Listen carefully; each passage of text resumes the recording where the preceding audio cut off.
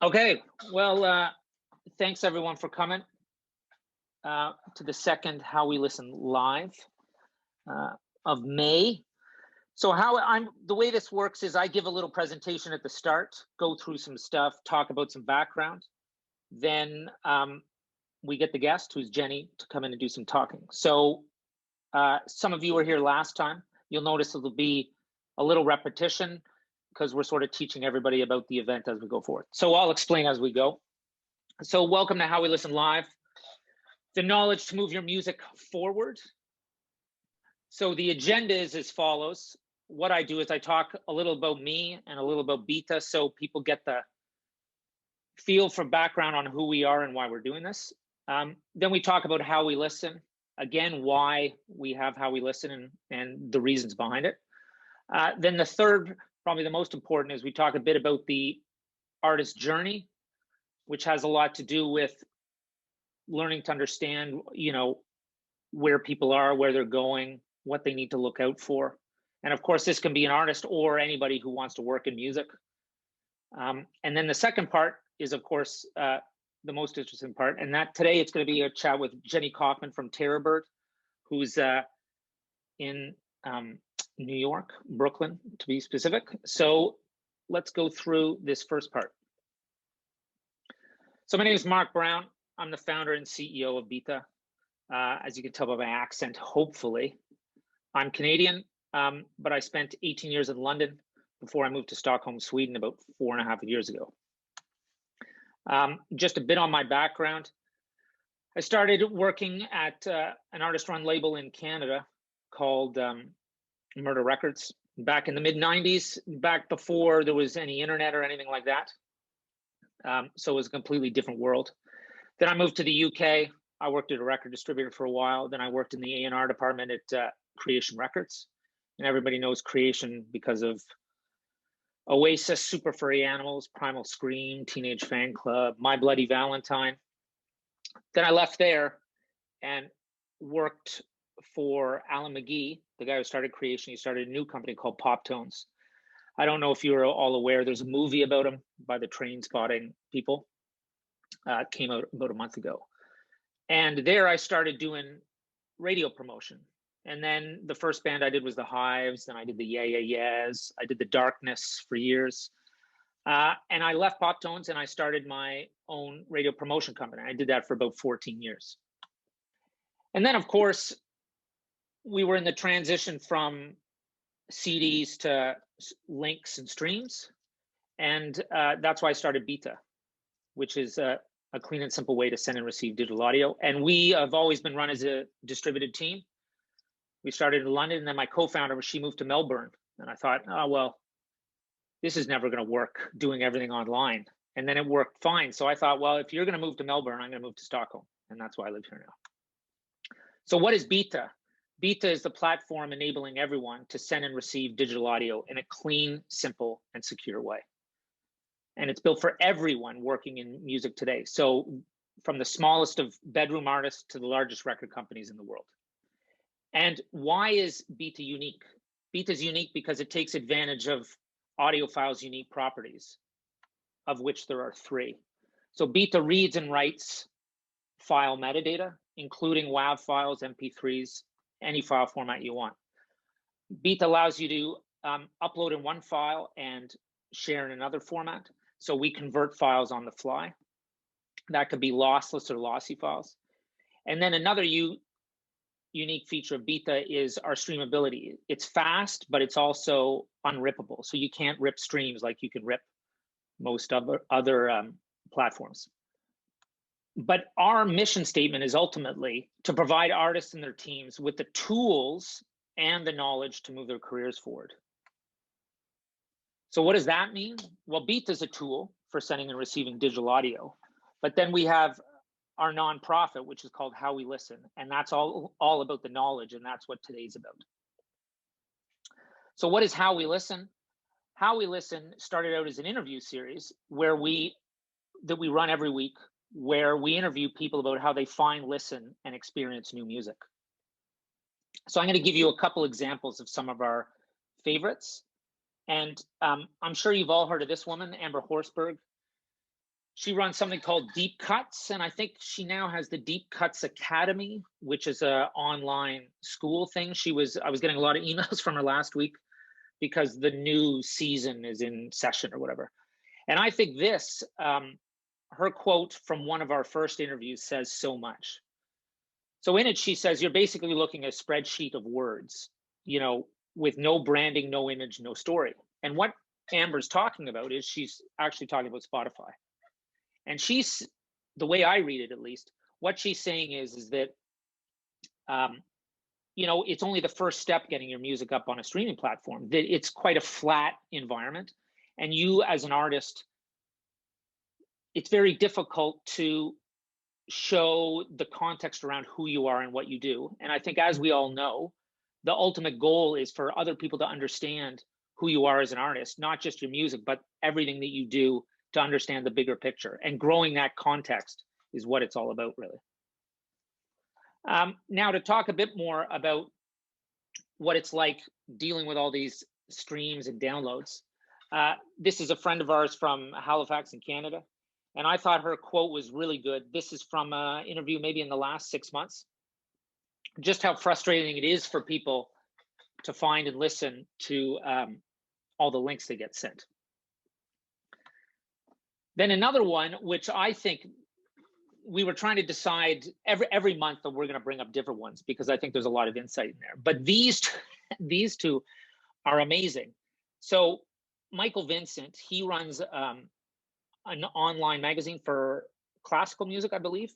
And so he's like, look, a lot of these classical labels still send out CDs. And I'm like, he's like, I don't want them anymore. I don't need them at all. But then Clive, who lives in Australia, and I believe he writes CD reviews, he's sort of saying the opposite, is the way I read it, at least, that there's still tons of value in the CD format, depending on what the label is. And I think that's another super important thing to think about when we're talking about how people listen to music, that it's not necessarily as obvious as everybody thinks it is about the way people do it. Just because I listen to everything on my iPhone doesn't mean nobody buys CDs anymore, or nobody thinks they're important. So I think these two, this contrast, both of them working in classical music, really is quite interesting. But then this is my favorite card. I'm never going to get sick of talking about this. Clotilda's a super nice woman from 4AD. I did a panel with her a handful of years ago in Canada. And she does A&R, and she has to listen to music all the time. And let's face it, we've all experienced this, where you get lots of files with no information in them. So she talks about how in many situations artists send her, singles to listen to, or albums, and she imports them in iTunes and there's no information. She's like, I don't know who they are. So if people are interested in your record and they don't know who you are, you're in a bit of trouble. But again, though, like how we listen, what really are we trying to get across with this? There's two big things that we like to think about. The first one is this idea that algorithms are not your savior. So you're not going to put your music up on Spotify or Apple Music or Deezer, and then suddenly everything's going to be great. There's a lot more you need to do. The computers aren't going to do it for you. The algorithms are not going to do it for you. And then this is especially relevant to what we're going to talk about with Jenny today, is this idea of getting on a playlist is not going to solve all your problems. You're not going to suddenly go from nothing to super popular based on one playlist. I should make a note to ask Jenny if that's actually true, but I would assume, based on what we as a sort of company know about working in music for a long time, is that there's a series of things that happen. And with how we listen, we want to dispel these myths that there's going to be a simple one way to do things, that there's only one way forward. And these are two of the things we always say when we talk about how we listen and what we're trying to accomplish. So there's Jenny up in the top right-hand corner. That's me with my beanie, as Jenny called it. That's called a toque in Canada, and a wool hat in England, and a mossa here in Sweden. Random info. So what is How We Listen Live? Well, basically what happened was we did all these interviews.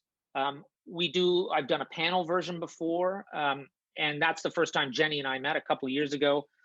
pre-COVID in New York, and it's super fun sitting around talking with people who work in different parts of the music ecosystem and talking about how they find and listen to music.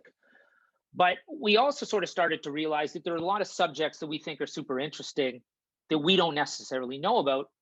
And so we thought, hey, why don't we do a monthly event where we get someone in who we feel really understands a certain aspect of the music business or the music ecosystem that we know is important to artists or people who work in and around music. And instead of having me talk all the time, get them to share their insights. And that's why we're doing these events. I just wanted to say also that everybody that works on these events, no one gets paid. Jenny doesn't take a fee. Instead, what we do is we send a little money as a donation to Maytree, which is a house for people who are, a safe house for people who are feeling suicidal in London. It's something that's very important to me. It's important to our company. So I encourage you to take a screenshot, check out the link below. There's lots of important causes, but this is the one that we feel we want to highlight for everybody on the call. So I also do some blog posts, and I'm going to start doing more of them. I'm going to have a new one every month, but this is the last of these events where I'm going to talk only about old posts. But I sort of write about what I think is important and what I talk about when I do workshops for, say, for example, I did a workshop at Goldsmiths in London yesterday, and I do them in Brazil, all over the place. And so these are sort of the things I talk about. And there's a couple things that I didn't talk about last time.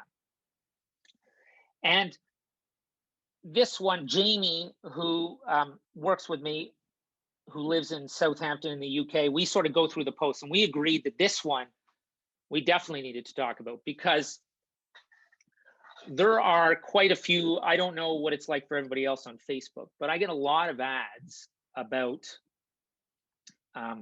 playlist pitching. So I should write this down to talk about with Jenny. But essentially, there's a lot of talk of, oh, well, if you pay this person, you're going to get this, or if you do this, you're going to get that. And what this article, this blog post is about, Jamie, you might want to throw it in the chat if you remember, if you have the link to hand. I sort of tell this story that when I started out working in music back in Canada, like I used to book tours. And when I booked tours, I would have to book gigs through Montreal.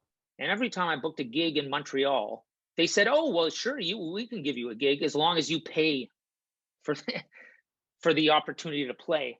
And I always thought that was a bit weird. And then about a year ago, it came up with another, a conference where we received some information. It was like, oh, well, if you sponsor our conference, we'll put you on a panel. And that's never sat very well with me or any of us over here at Byta. And that's why I wrote this post, because we sort of feel that pay to play is not what you want to be doing. And these are sort of like some thoughts that I get across in that post that I think are important. That, you know, it's not necessarily a good idea to be putting yourself in a position where you're paying for something. You're not going to, or at least we don't feel that you're going to do any one event or gig or anything like that that is going to make you successful. So it goes back to what we were saying about playlists or algorithms. There's no one thing you're going to do. And so we really feel there's no fast track. There's no steps to hop over. You know, it can actually set you back. And also there'll be more chances. So if some opportunity comes up where people are asking you to pay to play, quote unquote, you might think about skipping over it, because it is all about relationship building, and you build these relationships with people over time. Like, things just don't happen overnight. And the way we look at it is, if something makes you uncomfortable, don't do it. If it feels a bit weird, just say no, because something else will come up again. Yeah. And then this was another post. I think the last one I wrote. I need to write more of these. But and this one was about when we launched How We Listen. And there's a couple more points here in this post. Jamie, maybe throw it in the link in the chat again. is this idea that when I started in the mid 90s, it was pretty hard to release a record, like to get it into the shops, like if you were selling CDs, get racking. Jenny and I were talking about this last week, how you try to get promotion in a record store, like in-store promotion, which sounds like the craziest thing ever. Like I haven't talked about that in years, but that was the name of the game back then, that you had to go to certain people and they would say, yes, you can have this space, or you can buy this space, or they're all booked out by this major label, all that kind of stuff. So it's a completely different world. And the problem is now it's super easy to release your music, which is a great thing. Like everybody should be able to release their music. There should be no barriers. If you, no matter who you are, you should be able to get your music up on any of the streaming platforms, make records. But the problem is the more people are releasing music, the harder it is to get noticed. And this is sort of like the way it was when in home recording equipment, like the 4-track, made it much easier to make music at home. That's why there were so many bands putting out 4-track recorded music in the mid to late 90s. And I think this stat, which was by is his name Kerry Trainor, the guy who runs SoundCloud? Over half of SoundCloud artists never get played, which is pretty insane, really. And then I got quoted for a Forbes article that talked about the 40,000 tracks are uploaded to Spotify every day. Well, that has actually gone up to 60,000. So it's sort of not surprising that a lot of these artists are not having their music listened to. But that's a bit scary to think about. So algorithms are only half the story. So I guess, I don't know why I wrote that when I can just ask Jenny about this. So I'm going to write that down. But again, the single most important thing, no silver bullet, no system to reverse engineer. And the reason I put sorry in brackets is ultimately I know people want to hear the way to solve everything. And there's no way to do it, really. You know, there's this, it's a lot of experimentation. It's a lot of figuring things out. But that's the fun of it. Any questions? If anybody wants to screenshot that, those are my details. You can reach out to me if you need me. I can also give anybody a copy of the deck if they want. I hope I covered everything. So let's see here. So Jenny, which page are you on? Where are you? Hello. Oh, there you are. Hello. Just a second. Wow. You know. Wow. Hello. How are you? I'm good. Hanging in there, you know. Big Tuesday here in New York. I'm at Baby's All Right, which is a venue I haven't been to in over a year. So it feels lovely. I'm doing good. How are you doing, Mark? I'm good. I'm good. I feel it's always weird talking, but so tell me, and I feel underdressed. So tell me about where you are before we talk about you. So you're at Baby's All Right. Where is that exactly? I'm at Baby's All Right, which is in South Williamsburg in Brooklyn. It's been around for about 8 years, and I've probably been coming here for all 8 of those years because I've lived here for a decade. So, except for since the pandemic, right?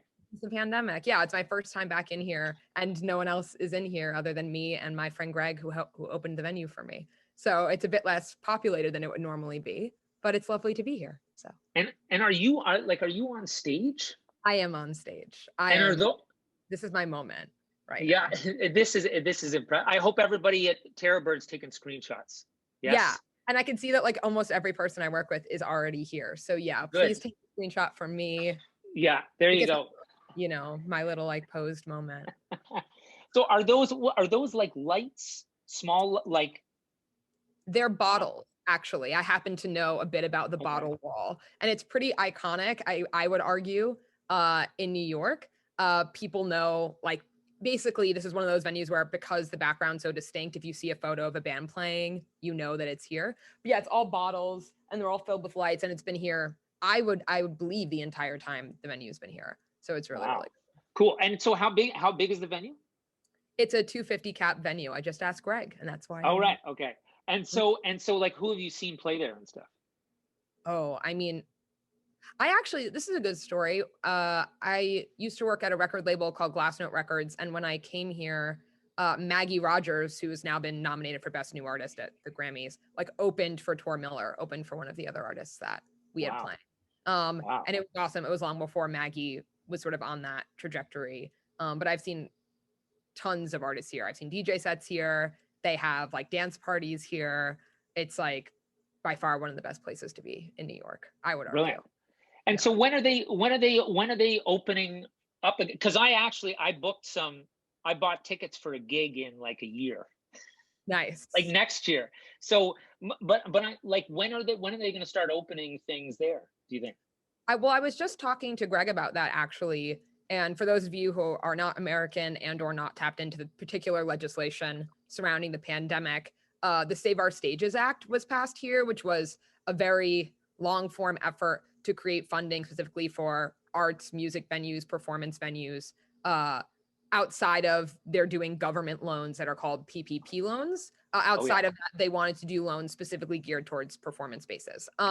And Save Our Stages was passed. And so there's been a bit of a process to apply for those loans. But as soon as those things kind of shake out, I think Babies and other venues around the city will be able to take stock of what's possible. But apparently they have been booking shows for September. So great. Not too far from now. Cool. Well, it's super nice of them to open up. And it's like, as much as I feel so embarrassed that I'm underdressed, I think, the screen looks amazing. So it's great. So why don't we talk about you? Because we're not here necessarily to talk about venues and stuff. We're here to talk about streaming. So why don't you introduce yourself and maybe tell everyone, what you do, where you work, what you do, and then maybe sort of how you got there. Because I talk a lot about here and there. So where someone is and where they want to go. And I think people are always curious to know how you ended up where you are. Sure. Yeah, totally. Yeah. So those of you who don't know me, and I believe that many of you do, I'm Jenny. I work at a lovely, excellent music marketing company called Terrorbird Media. Terrorbird offers a variety of services to artists. I would name them all, but it might exhaust you. But we have a traditional press department. We have a radio department. We have a sync licensing department, a publishing department, offer a lot of things. One of those departments is the one that I run, which is a digital strategy department. And we focus on pitching new releases to digital stores such as Apple Music and Spotify for consideration for programming. That programming may take the form of playlisting, but that also includes playlist covers. It also includes potential marketing opportunities. So really just getting the music in front of those curators and those tastemakers in hopes that they consider it for those sorts of looks. I've been here for 3 years now, and I work on the department with my coordinator, Sabrina, who's here, who's now actually a manager. That is her title. And she's awesome. She's really helped us expand the amount of work we can do and the volume that we're capable of pitching on a week-to-week basis. And then prior to being here, I was at a record label, which I mentioned earlier. I was at a record label called Glassnote Records for around 3 years. And during that time, I was doing a similar thing in digital, as well as doing more digital marketing. So digital marketing meaning direct to fan work. So social media posts, website updates, things of that nature, as well as this sort of pitching these digital stores. And yeah, in terms of my story, like I said, I've been in New York for a decade. I moved here for undergrad, and I've been working professionally in the music industry for 7 years.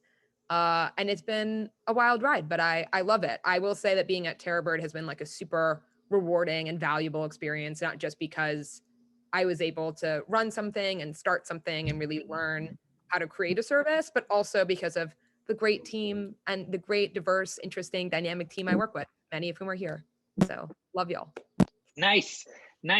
So and then how did you get it? Did you get your job at Glassnote? Was that your first proper music business job?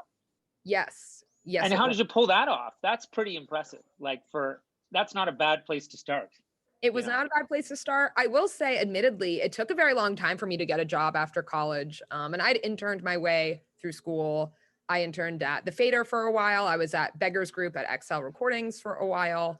But I think that, breaking into the music industry just doesn't always come easy. And it was a lot of tenacity and sort of pinging my mentors that I'd had along the way to help me, push my career forward. But I wasn't being picky. I will say that it was the first job I was offered.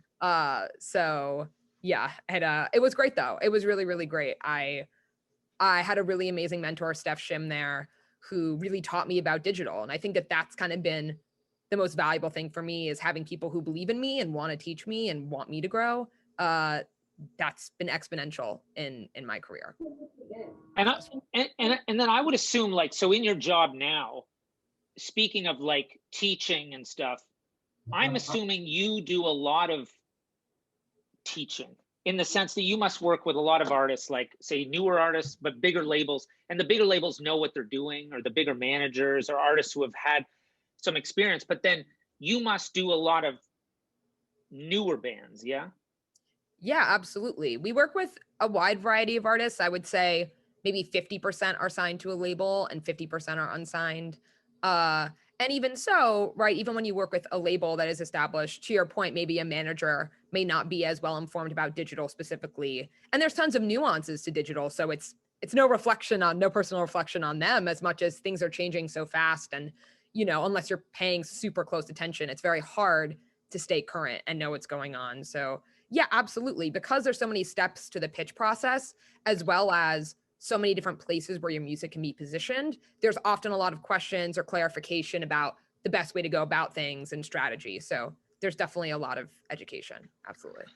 So can we talk a bit about that? Because I do, like, as I sort of said in my little talk at the start, like, this playlist stuff comes up all the time, and I'm not completely sure that I understand the way it works. But then I also know that lots of artists talk about it. They know it's important, but then they don't know what they should be doing. And so, right. Can we maybe talk about what it's like for a new artist doing, we don't need all the detail, but like sort of talk about maybe the timeline or the way, or what you think about when you meet a new artist. Say you're at Baby's All Right and you see a band play and you're like, oh, they're awesome, like, I want to work with them. And you talk to them and then you start working with them. Like, how do you start with that kind of stuff? Yeah, I mean, it's interesting in general because there's kind of two parts to that, right? It's one part is how do you start, period, and one part is when do you start working with a service like ours, right? Okay. So yeah, I think the first comment, I guess they kind of go hand in hand. I think there is a real value to gaining fans organically and beginning to really engage online, ideally in the future, be able to play more shows and play out, be engaged in your artistic community wherever you are. Hopefully there is one where you are.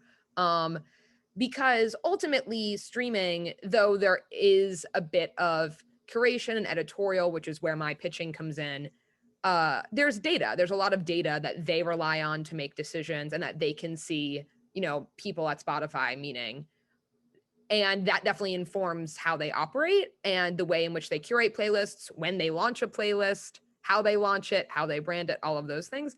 And so a great way to get organic traction on Spotify or anywhere is just to begin engaging, right? On Instagram or Facebook or Twitter, that engagement looks like posting, right? And posting to an audience or commenting on other people's posts. But on a place like Spotify, the only way you can engage with the audience is by uploading music. So you have to begin there. And so I think a lot of people, want to release something and expect it, not maybe expect, but hope that it blows up. But I think just like on social media, it's all about building over time. It's about consistently, continually engaging and seeing what comes up. And I think to answer your question about when to address us, we do usually look for a few of those things to be in place before we come on board to a project. The main reason being, services cost money, right? We want you to get the most bang for your buck. We want you to see value out of this service or any service that you hire.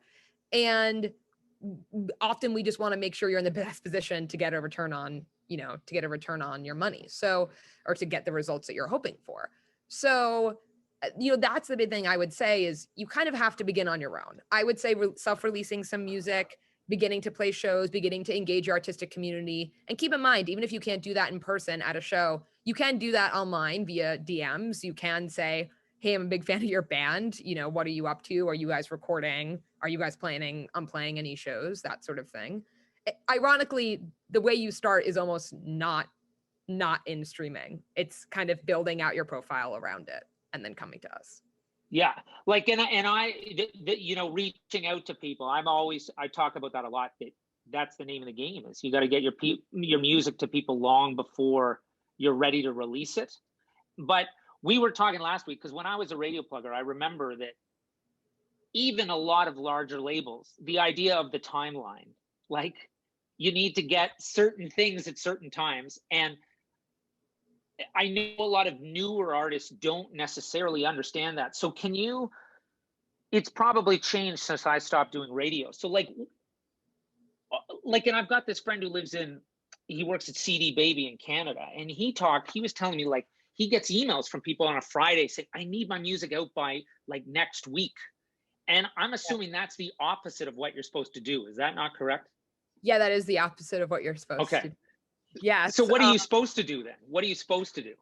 I think if you're looking to bring on teams, I would look to service your music at least 2 months out. The reason being, I typically like to service music around 3 weeks in advance, just so that it gets in people's hands and they have some time to listen to it and engage with it and program it, ideally ahead of time.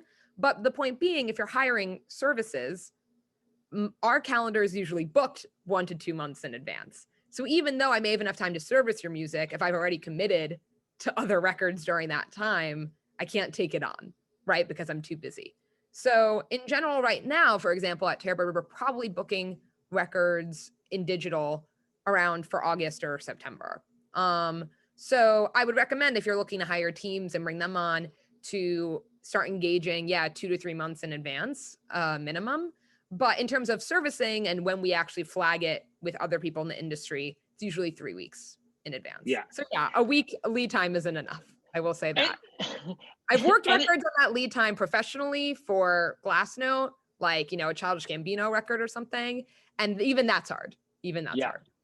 So, but explain for a lot of artists, like, explain why that is. Explain why there's this lead time, because I think it is something that a lot of artists don't understand. It's like, oh, well, music's there, like you can get it out right away. Why don't you just get it out and build it up? Why are there these timelines that everybody sort of loosely works to? Yeah, I mean, I think a lot of it is about coordination and strategy, right? So if you want multiple teams on board, though Terrorbird Digital may be available, perhaps the publicist you're looking to hire may not be available. So it's about giving yourself the best opportunity to create the best team possible in advance of releasing the music. Now, maybe to some people, they're like, well, why is team building important? Team building would be important if that's the step of the career that you're at, because you want to give your music the best possible chance of being heard and succeeding. And Mark, sort of to that earlier slide that you created, it's about relationship building, right? So, doing digital strategy and pitching this music, it's my job to have relationships with the people who ideally could get your music heard and who ideally the music would resonate with, where they would be interested in it. And so, with that in mind, those timelines are to create a buffer so that those teams you've hired have enough time to service your music, even pointing to how you said there's 60,000 tracks uploaded a week to Spotify. You're competing. It's a day. It's a day. Oh, it's a day. It's insane. Like, it's insane. You're competing with all of those records, right? And not just you as an artist, but us as your team. And we're all on the same team, right? We're all trying to get the greatest end result, which is that your record is positioned. So servicing this music in advance just gives us the best possible chance that they will have the time to listen to it, point blank. Yeah. So, okay. So then, so you like, so 3 weeks up front, like what do? You just email people and go, yo, here's another record to listen to? Or like what?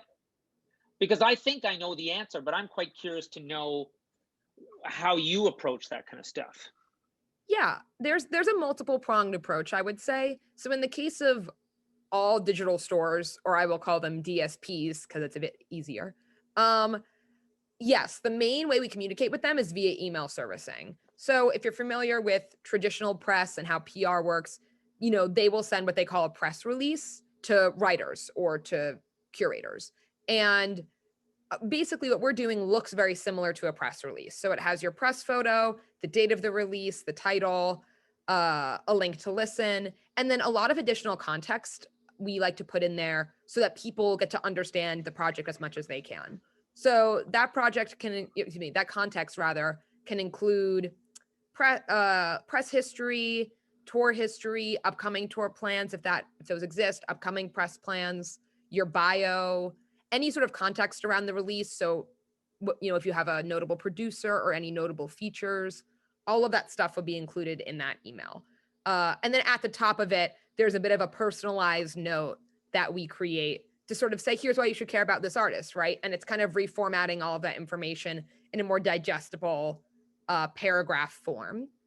And that's kind of the bulk of what we're doing. But in addition to that, some of you may be familiar with the Spotify for Artists tool, which is a tool as an artist. All of you should get on it, or if you're a manager or if you're a label, you should get on it. It gives you access to all of the back-end data about how your music is performing on Spotify. And as part of that tool, they have a playlist submission form, which once again, some of you may be familiar with. And in that form, they ask you to submit genres, they ask you to submit what musical instruments are being included. So that's the other part of our pitching. Long story short is we do the email servicing, but depending on the client, we will also do that Spotify for Artists pitch form for them. Huh. Okay. So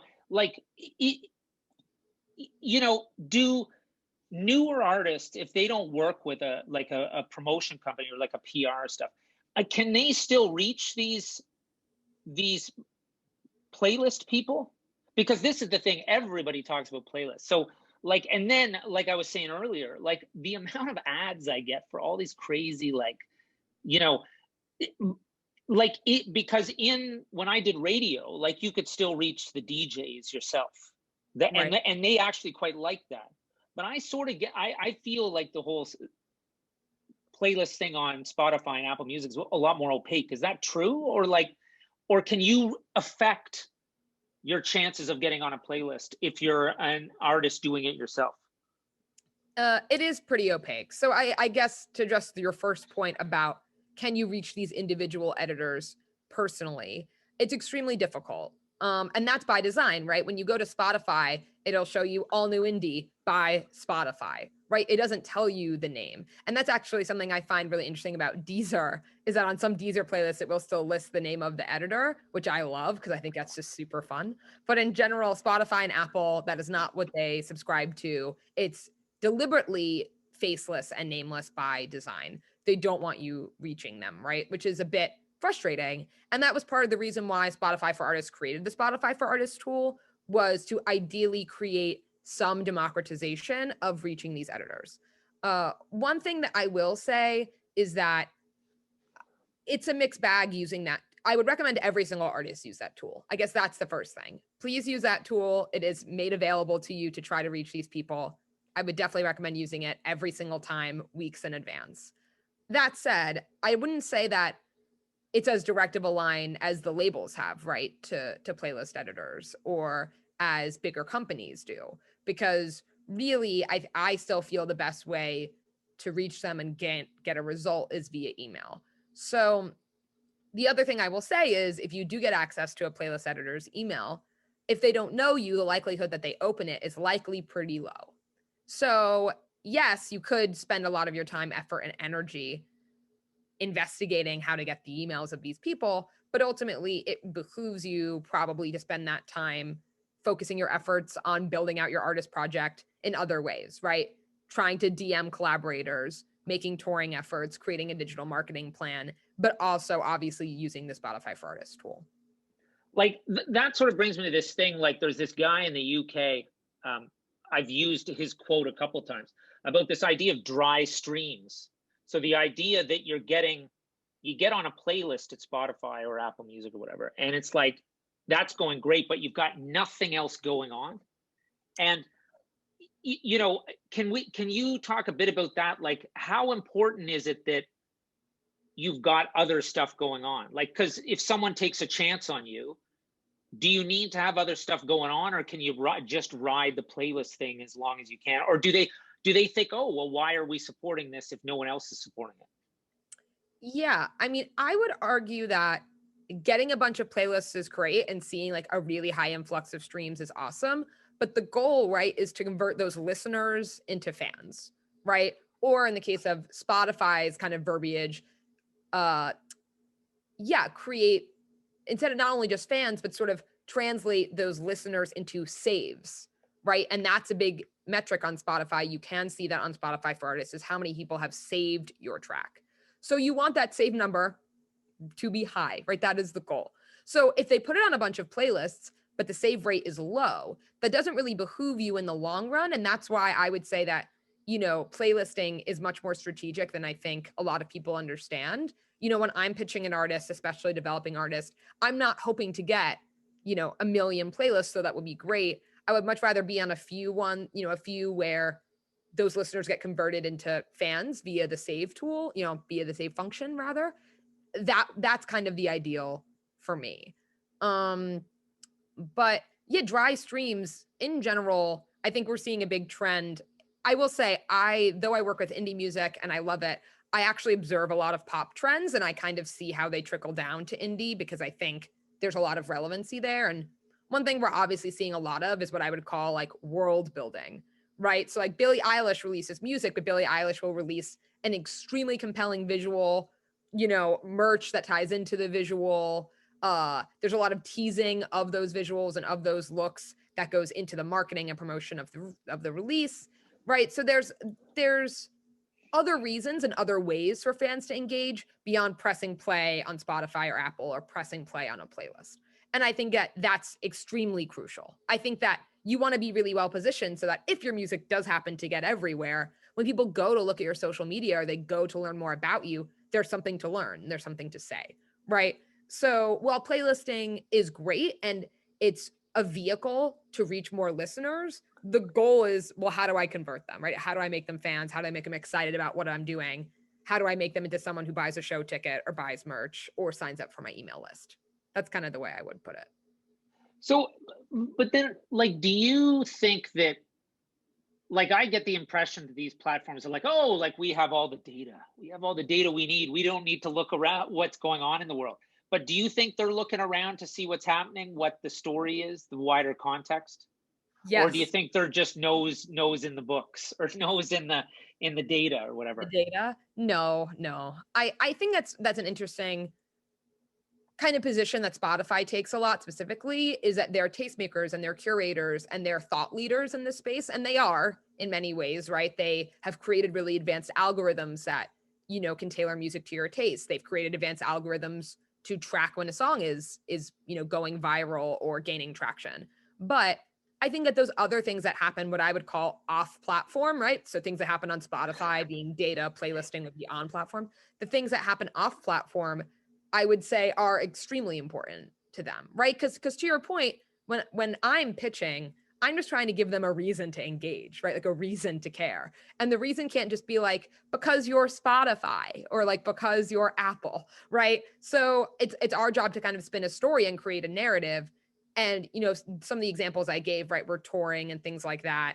But even if it's just about who you are as an artist, that's a great narrative tool, which, by the way, I saw that question in the chat about like, how do you engage in the Spotify for Artists tool if you don't have notable gigs or notable press Yeah, yet? exactly. Yeah. And that kind of ties into that comment, right? Is talk about your art, talk about why this matters to you, show why it sounds corny, but like show why you're special, right? You wouldn't be making art if you didn't feel that it was important to you. Talk about why that is. Talk about your background. Talk about, like where you recorded the music, meaning at home, at a studio. Did you travel to do it? What the songs are about. All of those things, yes, they're less flashy, but you're just trying to get people to care, right? That's really the goal. And, because when we talked last week, we were also talking about how like, is this stuff way different than it used to be? Like this idea is because people say, like, is Spotify the new radio, or this, that, and the other thing, or like, and then this whole data thing, like I'm talking about, that do you think things are a lot different than they used to be, or do you think it's the same but different? You focus on different things. Is the strategy the same, or is the strategy completely changed, do you think?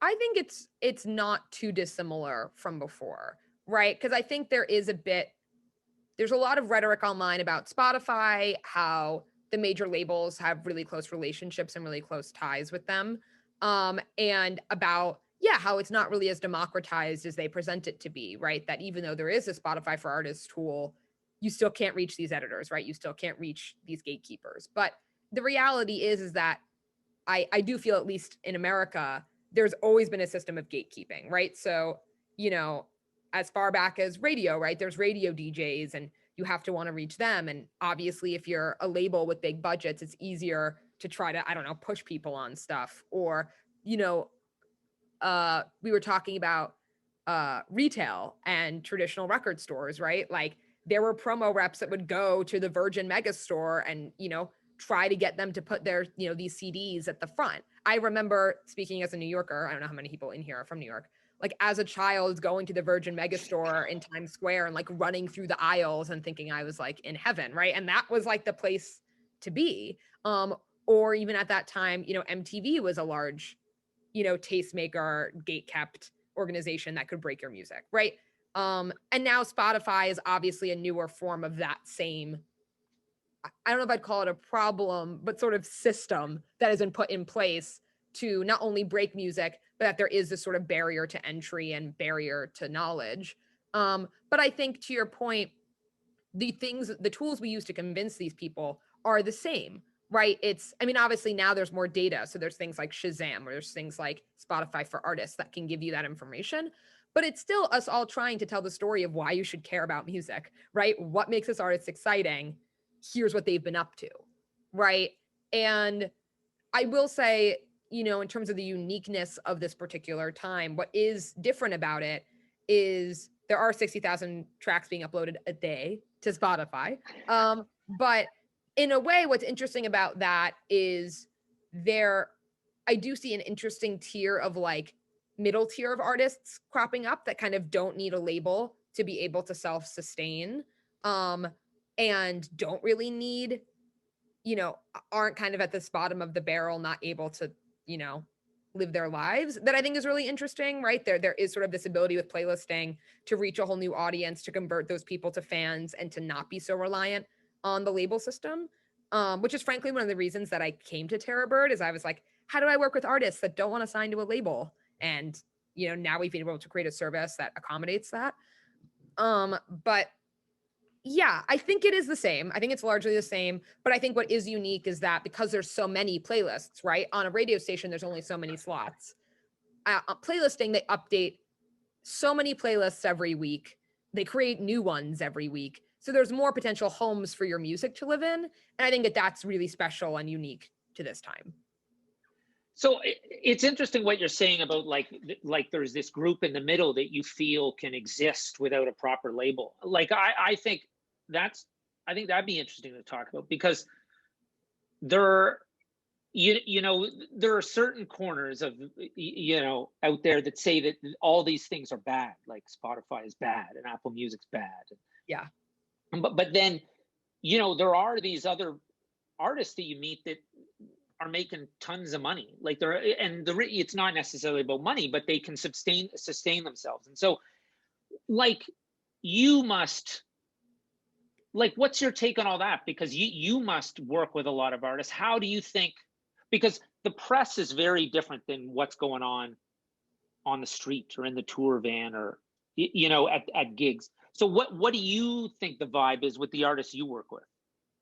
Yeah, at least with the artists I work with, there's definitely a genuine positivity, I think. I think they're excited about streaming. I think they feel that it's a great opportunity to reach new fans and to reach new people. And also what's really cool about being put in a playlist, right, is you become associated with all the other artists in those playlists. So if there's artists you look up to, artists you admire, artists you would like to tour with, maybe they're in that playlist with you, you know, and it creates that association, not only via the algorithm, but for fans, right, in their mind as they listen. WMag, I believe it was, just ran a really interesting article about the playlist Lorem, if you guys are familiar with Lorem. And if you haven't read the article, I would recommend checking it out. And it interviews a few artists who have been featured on the playlist, as well as the playlist editor, talking about the culture around that playlist. And what's cool is it basically says what I just said. I stole it from them, which is that some of these artists have now toured together and met one another because they've become part of like the cultural zeitgeist of the playlist Lorem. And so I think that there is a bit of a aspirational brand for the artists that I work with, where they wish to be included in some sort of artistic community that is represented on Spotify, right? And obviously part of that goal is streams and revenue and, you know, seeing their music take off. But, you know, I am of both minds, right? I think there's a ton of opportunity, a lot of exciting opportunities on streaming. If I didn't believe that, I wouldn't have this job and I wouldn't do this. But I always, you know, tell artists and advocate for artists to educate themselves on how these platforms work. And I think that, you know, one of the hot button issues and hot topics is royalty rates, but also in a more macro sense, like how does the money that Spotify and Apple make, how does that trickle down to artists? And a lot of those conversations have come down to, well, what is your label deal? How big is the cut that your label takes? You know, all of these things that artists are sort of learning and trying to inform themselves about. I would say that I think fighting for a higher royalty rate is always, you know, fair and reasonable. And I think that we should all be advocating for more equity in the music industry, period. So I support that 100%, but I think that there is still a ton of opportunity. And I think that a lot of artists that I personally know have been able to self-sustain on music pretty strictly from streaming, which is very impressive, for sure. So what's the name of that playlist? Lorem, is that what you said? Yeah, Lorem. I'll put it in the chat. Okay, good. Yeah, because I don't read WMag that often, but I'll look it up. So what kind of music is it? Is the playlist? Great question. So it's part of the genre vertical that Spotify calls genreless. So genreless playlisting okay. Yeah. It includes Lorem and also playlists like Our Generation, which is curated out of the UK, as well as Pollen is another list, where basically it's about vibe. Oyster is another one. Yes, that's correct. Oh, there you go. Catania. Shout out to Catania. Yeah, Catania. That is very, very true.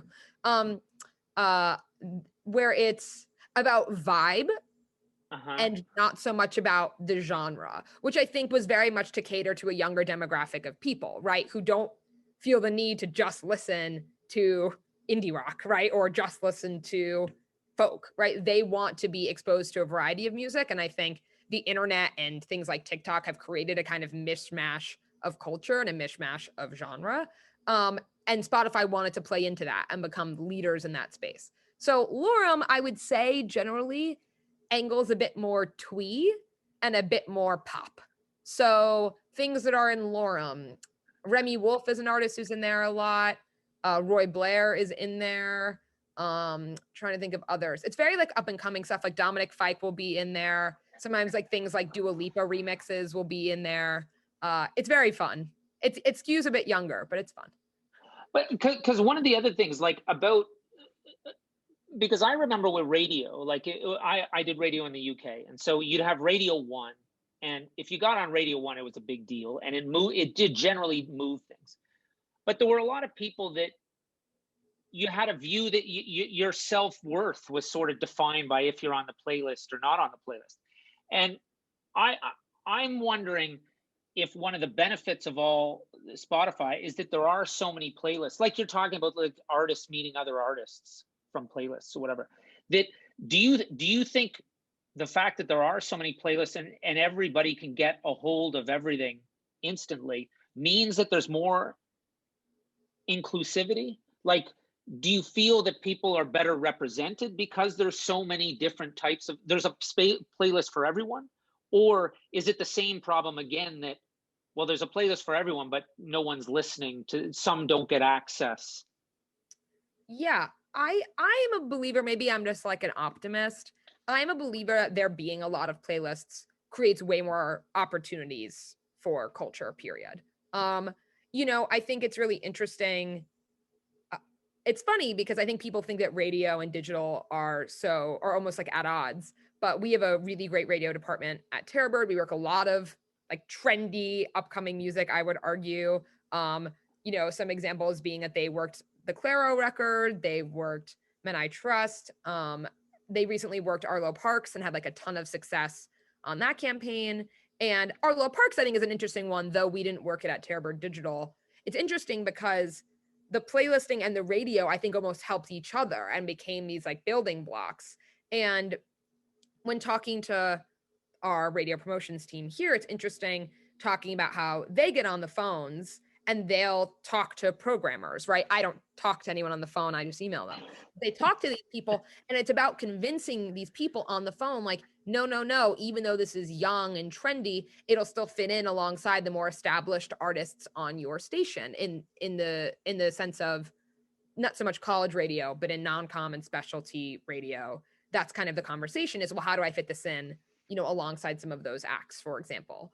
And I think that what's cool about playlisting is that it makes it kind of easy to start that process, right? To slot a newer artist next to a more established artist in particular playlists and see how it does. And for Spotify, it's pretty easy to look at the data and maybe pull something off if it's not performing and it's not really that big of a deal to them. But I think in radio, right, because there's only so many slots, it's a lot harder to justify. And I commend all of the radio team who have to do that work because it is really hard.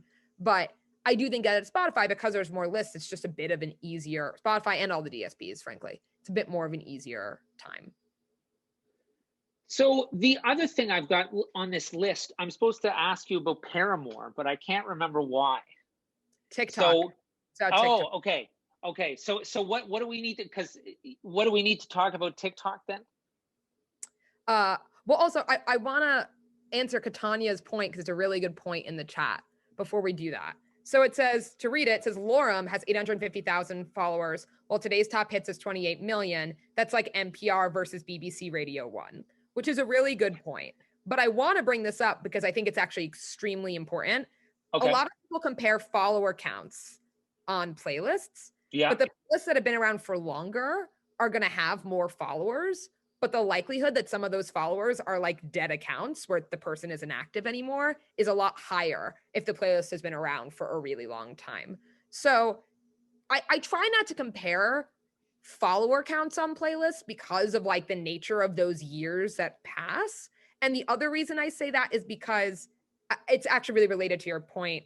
I once had a manager where we got the song on All New Indie and he was very politely discussing, well, wouldn't it have been better if it was just on New Music Friday or something? And the way it relates to me as like a digital strategist is like, just like you said, Katanya, it's a really good point. Like All New Indie is like Pitchfork and New Music Friday is like Billboard. Huh. I don't know if the Billboard audience knows who your All New Indie artist is. So the likelihood that the skip rate for your song on New Music Friday is high is incredibly likely. Whereas if we get it on All New Indie, which is kind of the target audience of this band, the save rate might actually be better, even though there's less followers on that playlist. And I'm really looking to get a high save rate, right? I'm really looking to convert people to be your fans. And yes, if you get an ad on New Music Friday, you get a ton of streams. But as I've spieled on about, our goal isn't just to get streams, it's to convert those people into fans. So sometimes being more, once again, obviously I love a New Music Friday ad and I celebrate it whenever I get one, but being more targeted isn't necessarily bad, right? It's the goal here is to reach the people that are gonna respond to your music. But I totally agree with you, Katanya. I mean, if you get an ad on today's top hits, it's much bigger. However, the artists that are landing on today's top hits are already streaming millions and millions of times on Spotify anyway. So I don't even know if they need the playlist ad, to be honest. But okay, so this is super interesting because like I just want to break this down for like people who don't necessarily understand how it works. Basically, what you're saying is that there are certain things should happen at certain times, and that to a certain extent, it's watch what you wish for. Because you not only want to get on a playlist, you want to get on a playlist and have it be successful at the right place at the right time. Is that what you mean? Yes. A really interesting example that I can give too is when I was at Glassnote Records, I worked the last Childish Gambino album called Awaken My Love. And there was one runaway hit on that album called Redbone. And what was funny is we had pushed the song a lot when the album came out. We'd done like a lot of really great work around it. And then the movie Get Out came out, which I don't know if everyone's familiar with globally, if it was as big of a smash everywhere, but it was a very big smash in America. And most of that music was a score. It was not, traditional music that was licensed for the movie, except for Redbone by Childish Gambino, which like opens the movie. And it just exploded the song like all over again. Like, even though it had had a great playlisting life, it had done very well, it just completely recontextualized the song and made it this big thing. And I remember going back into Spotify and saying like, hey, isn't this great? Like, shouldn't we playlist this a lot? And they were like, we already gave it like all the playlists we could have given it. Like, maybe we'll re-add it like one place, but the song's already run its course on our platform, even though this movie has come out months and months and months later. Right. So a lot of the stuff on these records, which is your point, is about timing. It's not just about releasing music and pushing for playlists. It's about being thoughtful and strategic. We obviously could not control when Get Out was coming out. But once again, it's just being mindful of, when to press the button. And when you get added to these playlists, it definitely affects the trajectory of your record. So, and I think now I think I remember what the Paramore thing was. Is that about that it was something on like this super old, like saying timing and stuff, like it was a super old track was used somewhere else. Like, is that the story? Yeah. So on TikTok, many of you may be familiar with the fact that like Olivia Rodrigo is having like the biggest debut album for a female artist, like maybe in history, like literally, like commercially. And there has been comparisons for a song. I think it's called Good For You. Yes. Good For You. Yes, Janine. Good For You. That it sounds a lot like Misery Business. I love like it's like a little like side thing. But yeah, the song Good For You by Olivia Rodrigo sounds a lot like the Paramore song Misery Business, which is probably like a decade old at this point, maybe older. And because Olivia Rodrigo was so relevant and current, someone made a mashup of those two songs and uploaded it to TikTok. And it's now like absurdly viral. And then I caught last week that Misery Business was trending virally on Spotify for the first time since the song's existence. So when it came out, it never trended. I'm not sure that Spotify was even out. I probably wasn't when Misery Business came out. Definitely wasn't. I know it wasn't. And so it's trending now for the first time. And it's all because that it sounds like it's Olivia Rodrigo song and that someone mashed it up and put it on TikTok. So there's definitely like a really interesting relationship right now forming between TikTok and streaming, and that we're seeing this like direct correlation of if your song blows up on TikTok, you have converted those people into fans who immediately go to these other platforms and go to listen. Even yesterday, TikTok announced that they are having a show on Sirius Radio, to bring on TikTok stars and talk about TikTok trending songs. Really? Yes, they announced that yesterday. So it's super interesting that they see this close relationship and they're trying to market it and commodify it so that they can kind of become tastemakers in their own right. It's really, really interesting. So I've got one question on that, but I'm going to say to everyone, if anybody's got any questions, why don't we get some questions rolling here? But the thing I wanted to ask was like, I think it must come up in tons of meetings where because I think artists think a lot about it. Are there any of those? Can you orchestrate those kind of stunts, or like what are the things artists should be thinking about? Like, should they be trying stuff like that on different social platforms or whatever, or should they be sticking to the basics? Do you see what I mean? Yeah. Like, artists always think, how do I do that? Like, if it's the sound of the song, anybody can do that.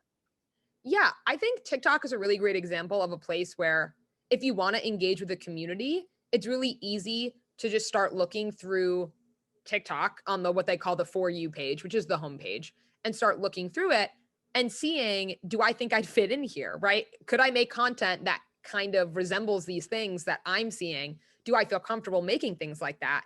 And if I do, maybe I should start posting on TikTok. Even I did it like for fun once. I like made a TikTok just to like see how you made one. And it's super fun. And I think that we're seeing that people who, you know, for example, one thing that's very trendy on TikTok is first person video, right? So like, you know, it's like a selfie and you're talking to the camera, things like that. If you enjoy that kind of making that kind of, you know, media, yeah, engage on TikTok. Like, see what people are doing. Go look at other bands that are on it. See what they're doing. See what content of theirs has been successful. And once again, don't copy it, but do it in your own way. Do it in a way that feels organic and comfortable to you. I think that's kind of the main thing I would stress to people, right? Is a lot of artists get paranoid or panic if they're not doing enough or they're not doing the right things. I would say when you're examining those things, go look at artists you admire. Go look at artists who have a similar, you know, the ideal trajectory, the thing that you want, and see what they do, right? And once again, don't copy it. Don't be inorganic, but engage with that in a way that makes you feel comfortable. And if you don't, obviously just don't do it.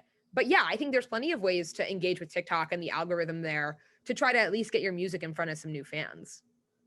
Well, because I was going to ask a question about how, like, getting other people to use your music on TikTok, but Ekel Official has just said the hard thing about TikTok is that you can't connect your account to your music until you're verified there. Is that the case?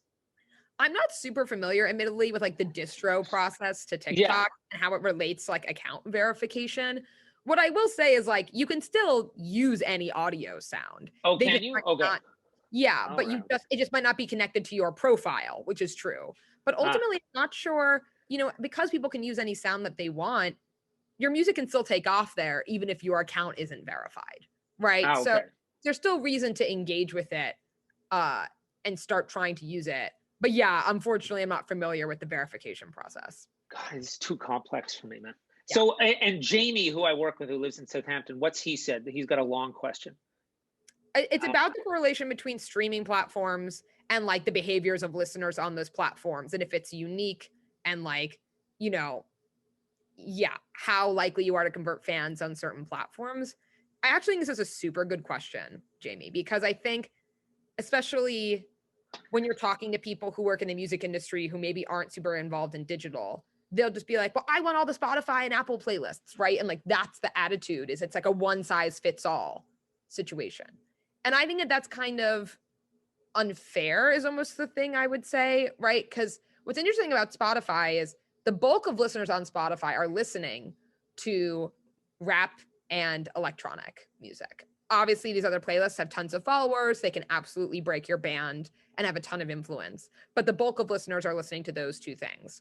So what's interesting is if you're making things like folk or Americana, you know, platforms like Amazon Music may have just as many engaged listeners as Spotify does for your type of music. And it's about being thoughtful and being strategic. Now, once again, at least at Terrorbird, right, our mentality is we service every single store in America, regardless of the sound of your music, right? Because our goal is just to get you as many opportunities as we can.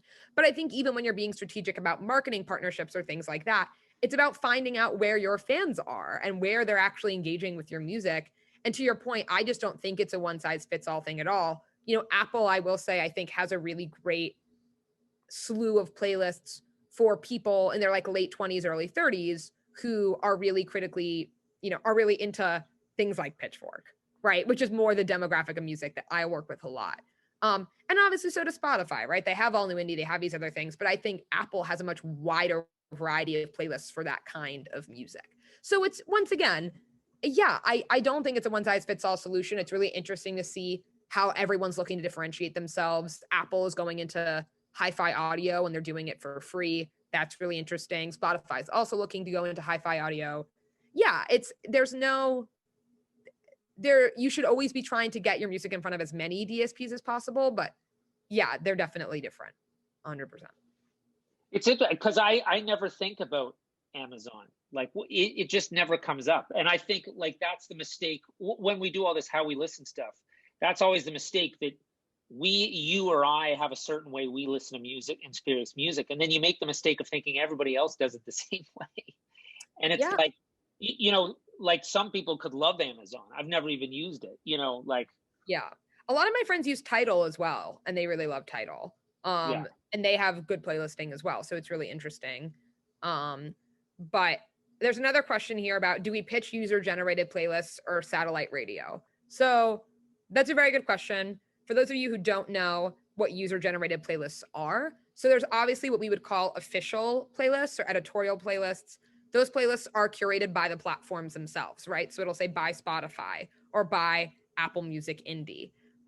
User-generated playlists are playlists that have a lot of followers or have a following that are not official, right? So in user-generated, I would put individual tastemakers who have curated playlists that have garnered a lot of subscribers.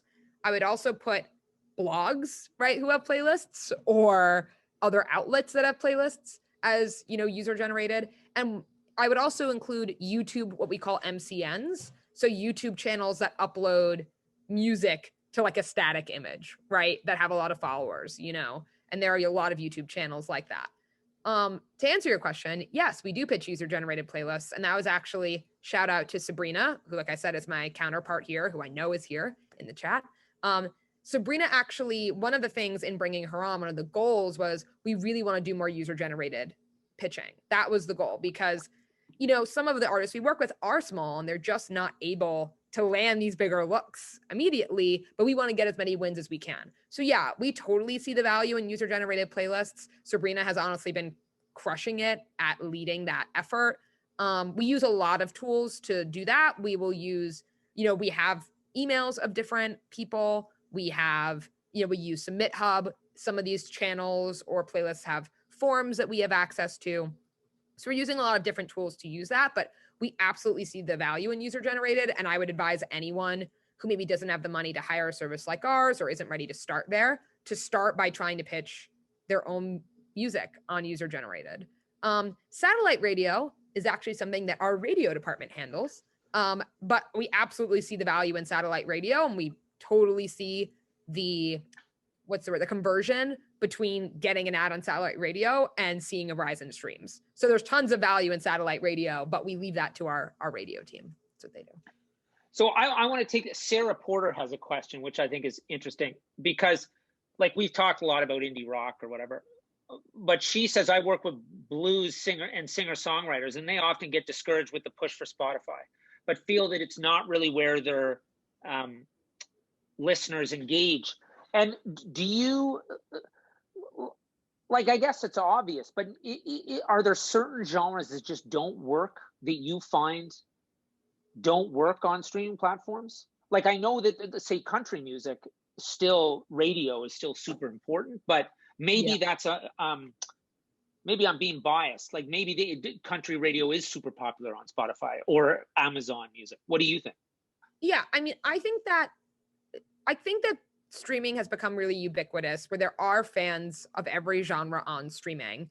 But to Sarah's point, is that like, maybe it's not as many as you would hope, or maybe it's not really an editorial priority for that particular DSP. So maybe they haven't staffed out that editorial department as much as they have another genre.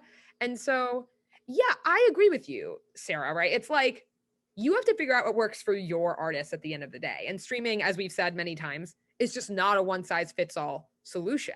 And so, you know, for example, I really love math rock, which is a really niche genre of rock. It does not perform that well on Spotify, like, frankly. And so I once said to someone who pitched me a math rock band, you should spend that money on a really great live video.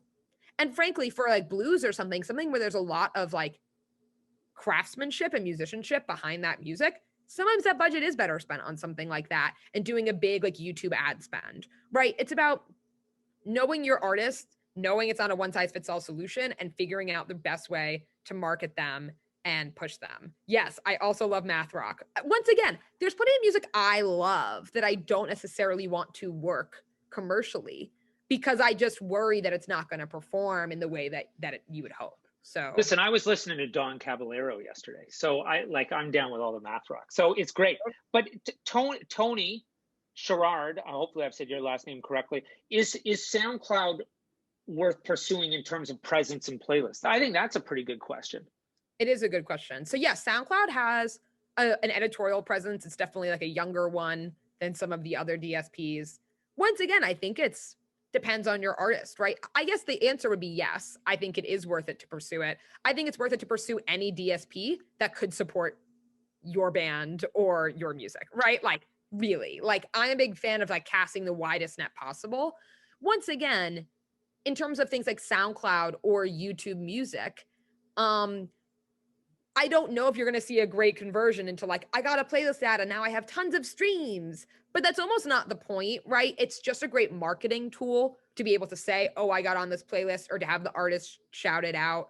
And also to maybe create more of a lasting bond with that DSP to try to garner that into something bigger. You know, a good example with SoundCloud is SoundCloud just launched a distribution arm. So they will distribute your music and they will pitch it to DSPs for you. So once again, if you get on an editorial playlist and you're a self-release artist, maybe you can finagle it into the distro side, you know? So like, it's much more about just trying to find genuine fans. The other thing I will say that I think is important is that a lot of editors, platform hop might be the best way to put it. So like the head of rap at Spotify who created Rap Caviar, Tumabasa, now works at YouTube. So guess where the head of rap at Apple went to? He went to Spotify. So the point being, pitch everyone, man. Pitch everyone, because you never know where that person's going to go. They may end up somewhere where they have like a ton of influence and can do a ton with the music that you're working on. So yeah, that's why I'm a big fan of the cast the wide net strategy. Well, and the other thing is the amount of people that are at Apple Music that came from Radio 1 in the UK. Oh, yeah. Like, it's insane. Like, so, you know, there's a very small pool of people who work in and around music. And I agree with you. You never know where they're going to end up or whatever.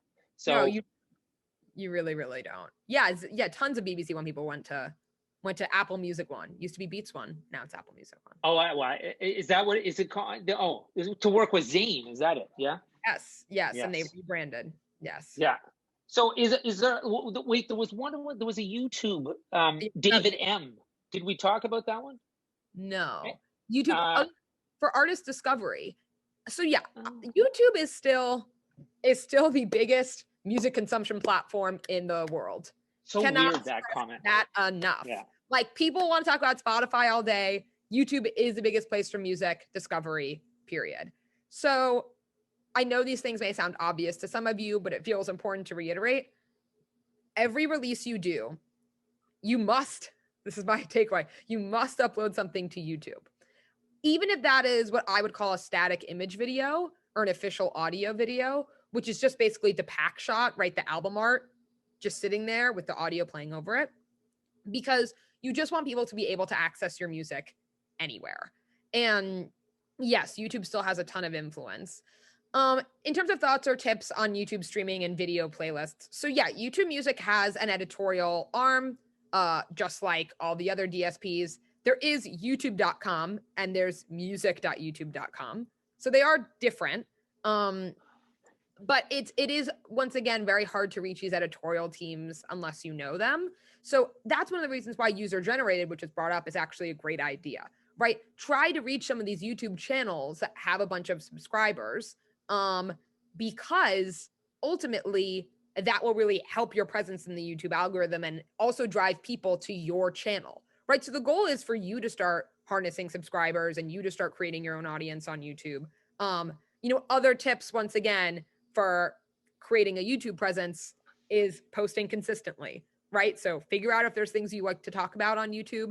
Figure out if there's like, I don't know, you like to cook, you like to vlog, you like to, maybe you like to record footage of you recording in the studio, right? Figure out ways to cut that content and also specifically release that around your releases, around your music. And also, YouTube really is highly pushing YouTube Live, right? Because they're also competing with platforms like Twitch now. So people really love when you use YouTube Live. So once again, not a simple answer, but there's a few things you can do. So it's funny, you just mentioned Twitch and now someone else has just mentioned Twitch. But so YouTube have an editorial department for music? Yes, they do. Like, yeah. People, what do they decide? Like, what recommendations show up in No, they have playlists. on your, really? I Yeah. didn't even know that. Like, Yes, oh my they do. God. No, they have playlists. I'll link you guys in the chat if you guys have never checked it out. It's actually super fun. And yeah, they do a bunch of great stuff. They now have personalized mixes as well. So if you go here, I recommend you all go here one day. To this link, it will pull sort of a homepage for you based on your listening history. Really? Here, I'm doing this now. Like, oh my God, I had no idea. Yeah, it's really fun. And so it has like a new releases slider. There are playlists, pop before a break, women of pop, workout mixes, bubble pop. I mean, I guess mine's recommending all pop to me right now. There's country hot list, conditions underground, which is an indie list. Yeah, there's a bunch of stuff there. Wow. No, I had no idea. Okay. So we should probably wind this down, but let Janine Woody is asking about Twitch. What are your thoughts on Twitch streamers using music during their streams? So obviously it's interesting because we have some of our like publishing and licensing team from Terrorbird in Zoom. And I would also frankly be very curious about their thoughts on this.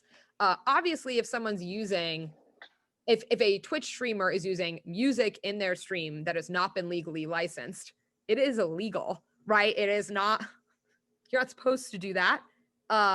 And obviously some artists would really frown upon their music being used in that context. And I think that artists have every right to have an opinion on how their music is used and to have control over those uses. That said, things like Twitch are very similar to things like TikTok, where I feel that a lot of these accounts have a lot of sway and influence with their followers. And if they find out that someone uses certain music, fans will be more inclined to go check out that music. And I've seen a big correlation of music being used on TikTok, music being used in streams, to finding new fans and to finding new followers for those, finding new audiences for that music. So I do feel that there is a ton of value.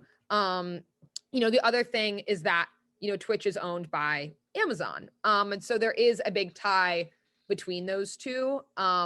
And people, have certain opinions on that.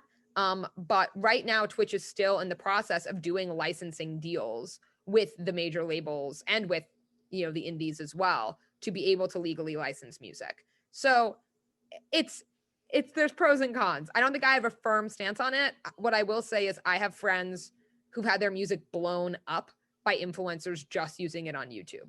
Like, the amount they would have gotten for the license is nowhere near the value of the amount of sales, like literal sales, as well as streams they saw from those uses. So it's hard to tell. And I think it's about, on an artist by artist basis, what they're comfortable with, Well, I don't know if you've heard of, there's a label called No Copyright Sounds, and they have that. I can't remember all the types of licenses, but their whole MO is that the music's free and available to use on YouTube. And it is, like, if you want to talk about how to get something going, it's a genius idea, because it's like everybody needs music for their cooking video. Like, that's what you're finding out about Twitch, is that people need music in the background. So if you make it free and available, and they're super organized at doing loads of other stuff, and the amount of streams they get on some of those views on those YouTube videos, it's insane. Like, everyone.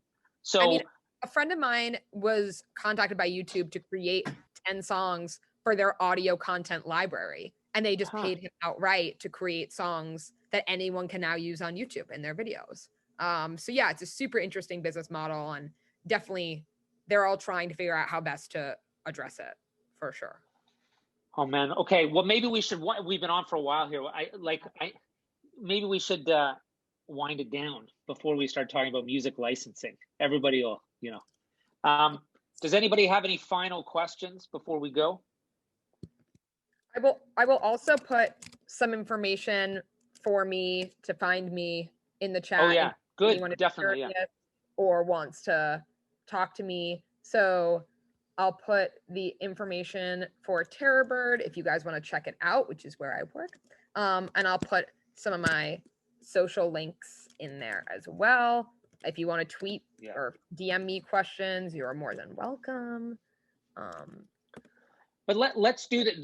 There's this last question though from Kira about, is there downside to changing online distributors for different projects, or should you stick to one? because that's a good one. Like if you start somewhere, like with whatever you call it, I can't think of any of them, and you upload all your DistroKid, exactly. So you upload all your stuff there, and then you decide, oh, I want to move somewhere else to CD Baby or something. Like, what is that a bad thing? Does that cause you loads of trouble? In general, in terms of if it affects my pitch process, it doesn't really. Or stats, if I'm an artist, does it affect my stats if I pull it down or what? So if you're switching distributors, meaning you're removing all of your catalog from one distributor and going to another, I would recommend not doing that mid-cycle. However, if you just want to switch, I just want to release this new single via DistroKid, I'm not going to move my catalog. It largely doesn't affect the pitch process really at all. Okay. Reason being that you really want, the only thing it would change is if you have a relationship with your distributor and they're helping you, that would be the biggest change. But if you're really just using it blindly as like a shell, right, to just get the music up, no, I think it largely unaffects my process. Doesn't it? Okay, good. All right, well, listen, oh man, thanks a lot. This was awesome. Of course, thank you guys so much for coming. It's so nice to see some of your faces that I can see. And thanks for all the insight, and hopefully we'll get to, because when was the last time we saw each other? Like 3 years ago or something? Yes. It's been a while. Years ago. Yeah. So fingers crossed, maybe next year or something. People will get to meet physically again. So absolutely. Okay, cool. Well, thanks so much. And big round of applause for Jenny and everybody at Terrorbird. Thanks so much. Yay. Big cheers. All right, brilliant. Thanks a lot, everyone. Bye, y'all. See you next month. Yeah. Thanks, Thank Jenny. you.